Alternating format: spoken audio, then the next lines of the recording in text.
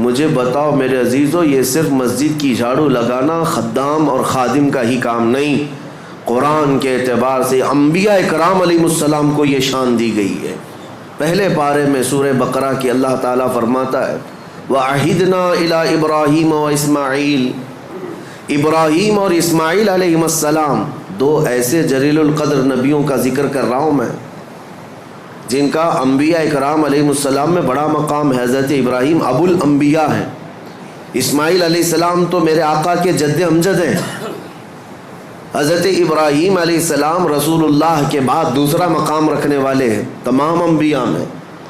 ان دو نبیوں کا ذکر کر کے قرآن میں اللہ فرماتا ہے ہم نے ان دونوں سے، باپ اور بیٹے سے عہد لیا ہے، ابراہیم اور اسماعیل علیہ السلام سے عہد لیا ہے، وعدہ لیا ہے۔ کس بات کا؟ ان طہرا بیتی للطائفین والعاکفین والرکع السجود، کہ تم دونوں میرے گھر کی صفائی کیا کرو گے۔ اللہ رب العزت وعدہ لیا اپنی مسجد کی صفائی کا، کس سے؟ انبیاء سے، نبیوں سے۔ کس کے لیے صاف رکھو گے؟ طواف کرنے والوں کے لیے، اعتکاف کرنے والوں کے لیے، رکوع اور سجدہ کرنے والوں کے لیے۔ مجھے بتاؤ میرے عزیزو، یہ صرف مسجد کی جھاڑو لگانا خدام اور خادم کا ہی کام نہیں، قرآن کے اعتبار سے انبیاء کرام علیہ السلام کو یہ شان دی گئی ہے کہ وہ اللہ کے گھر کی صفائی رکھیں گے۔ اور ابراہیم اور اسماعیل علیہ السلام اس کام کو مکمل طریقے سے ادا کرتے بھی رہے، وہ زندگی بھر خانہ کعبہ مسجد حرام کی خدمت کرتے بھی رہے۔ اب میں آپ کو ایک تاریخی بات بتاؤں کہ یہاں پر ہم مسجد میں آج جمعہ کے لیے حاضر آئے ہیں، ایک روایت سننے کے بعد دل باغ باغ ہو جاتا ہے۔ اللہ تعالیٰ نے ابراہیم علیہ السلام اور اسماعیل علیہ السلام دونوں کو تعمیر کا حکم دیا اور تعمیر ہوئی خانہ کعبہ کی۔ جب عمارت مکمل ہوئی تو جب کبھی کوئی گھر بنتا ہے تو کچھ اینٹ پتھر ٹکڑے بچ جاتے ہیں۔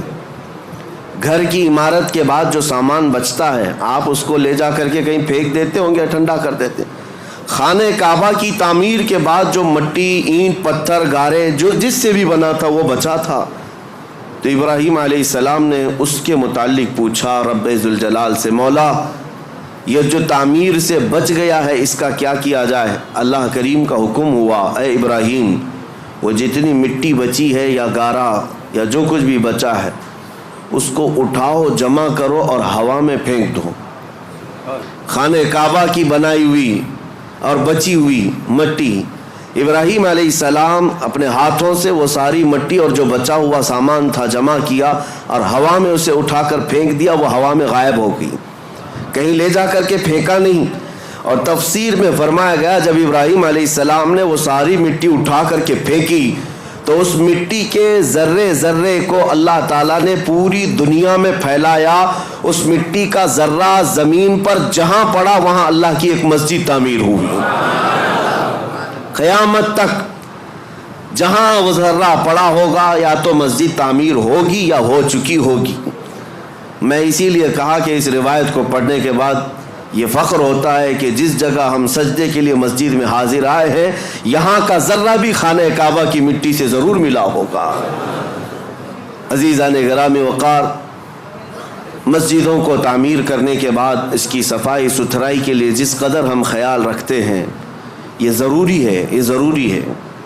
لیکن کل رات ہم نے ذکر کی مجلس میں ایک بات آپ کے سامنے رکھی تھی، سب سے بڑی ذمہ داری ایک مسلمان کی یہ ہے کہ مسجد بنانے کے بعد جیسے اس کو تعمیر کرنے میں دلچسپی دکھاتے ہیں، جیسے کہ کسی شاعر نے کہا تھا کہ حضور پاک صلی اللہ تعالیٰ علیہ وسلم کی اس امت کا اب حال یہ ہے کہ مسجد تو بنا لی شب بھر میں ایمان کی حرارت والوں نے، من اپنا پرانا پاپی تھا بچپن سے نمازی بن نہ سکے۔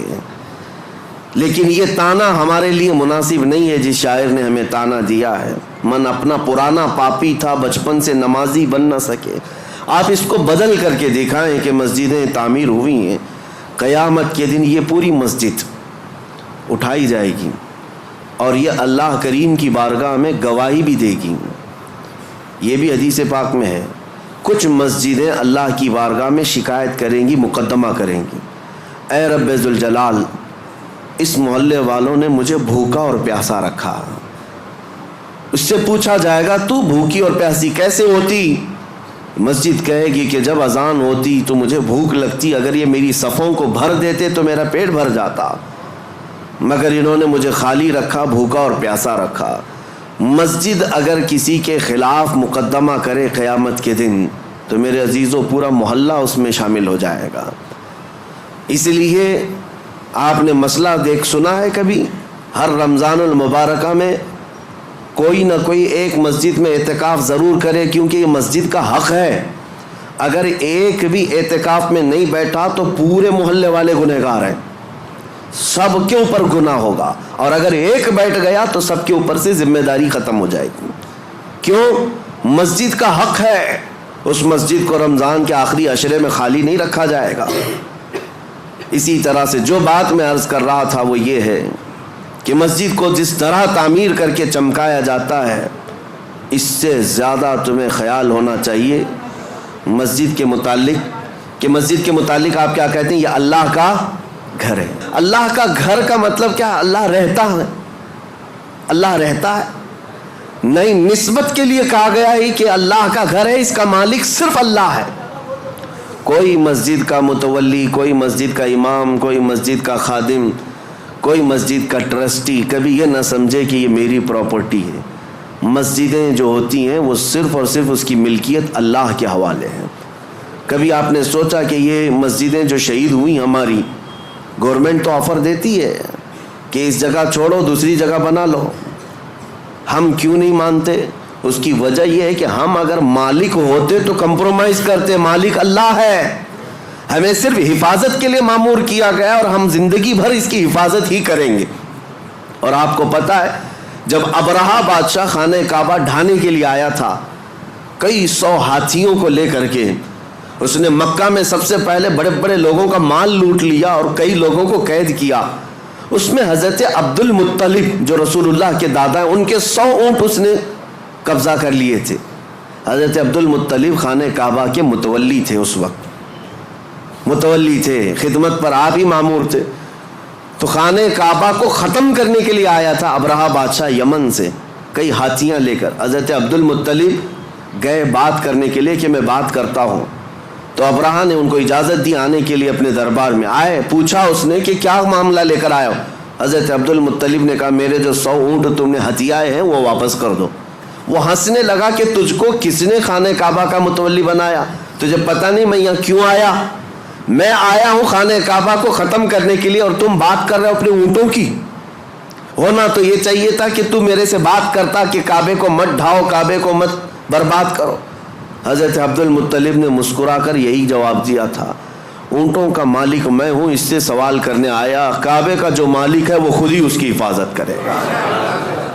اللہ کریم وہ حفاظت فرمائے گا، ہم تو اس کی خدمت پر مامور ہیں. عزیزان گرامی، یہی نظریہ مسجدوں کی دیکھ بھال کرنے والی انتظامیہ کے ذہن میں رہے کہ ہم مسجد کے مالک نہیں، مسجد کے خادم ہیں اور ہمیشہ رہیں گے. اللہ کریم ہماری عبادتوں کو قبول فرمائے. رب ذوالجلال احسن الخالقین، مولا یہاں جتنے حاضرین ہیں سب کی عبادت کو قبول فرما لے. اس مسجد کو مولا قیامت کے دن ہماری سفارشی بنا، ہماری عبادتوں کا گواہ بنا، ہمارے بخشش کا ذریعہ بنا. وآخر دعوانا ان الحمد للہ رب العالمین.